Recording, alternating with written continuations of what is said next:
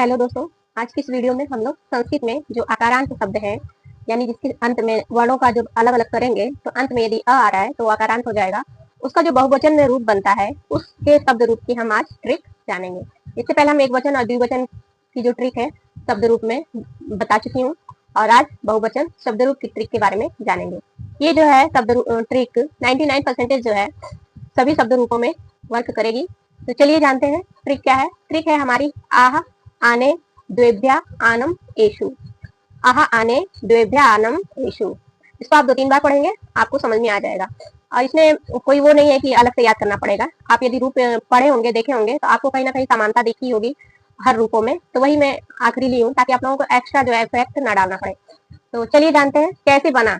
आह जो है हमारा प्रथमा में बनेगा, आन जो है हमारा द्वितीया में लगेगा, और जो आन के ऊपर ए का मात्रा है ये हमारा तृतीया में लगेगा।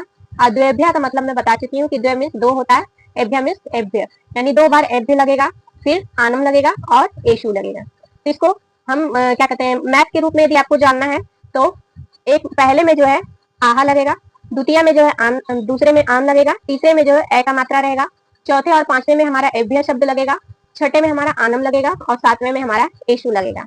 और शब्द रूप का जो संबोधन वाला है वो मैं आप लोगों को लास्ट में बताऊंगी, सब पढ़ा लूंगी। तो उसकी भी एक ट्रिक होती है, क्योंकि कहीं ना कहीं संबोधन में भी नीचे कुछ ना कुछ चेंजिंग आ जाती है। अब वो चेंजिंग क्यों आती है वो हम बाद में जानेंगे, पहले अभी ये जान लेते हैं।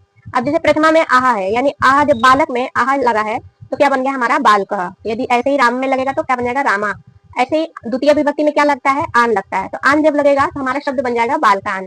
फिर ऐसे ही तृतीय विभक्ति है बालक शब्द में जब ए का मात्रा लगेगा तो बन जाएगा हमारा बालके। और चतुर्थी में जब एभ्य लगेगा, द्वे एभ्य यानी 2 बार एभ्य, तो चतुर्थी में एभ्य एक आ गया, एक पंचमी में एभ्य आ गया। तो हमारा शब्द क्या बन गया, बालक में जब एभ्य जुड़ा तो बालकेभ्य बन गया।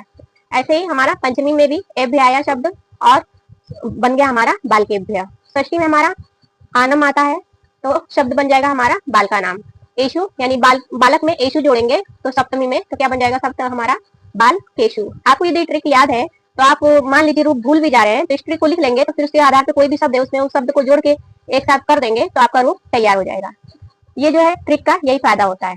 तो चलिए रूप तो हम भूल जा सकते हैं लेकिन ट्रिक नहीं भूलते, क्योंकि ट्रिक को हम बहुत ही अच्छे से यूं कह लीजिए दिल लगा के या मन लगा के याद करते हैं कि वो हम बार बार उसको रट भी लेते हैं और लिख के भी रख लेते हैं, हाथ पे छोटा सा रहता है तो, और कहीं भी हम हमेशा इसको हम याद भी कर लेते हैं। और कहीं ना कहीं ट्रिक हमें जो है एक अंदर से वो रहता है कि ट्रिक याद कर लेंगे तो सब याद हो जाएगा। तो माइंड सेटअप है, ये ट्रिक जो है हमें इजी तरीका बताता है। तो ये हमारे माइंड का खेल है, हम जैसा मतलब अपने माइंड को बता देते हैं वही वो काम करता है। तो अपने माइंड को इजी बताइए, इजी रखिए और वो करिए। तो मिलते हैं अगली वीडियो में, तब तक के लिए धन्यवाद।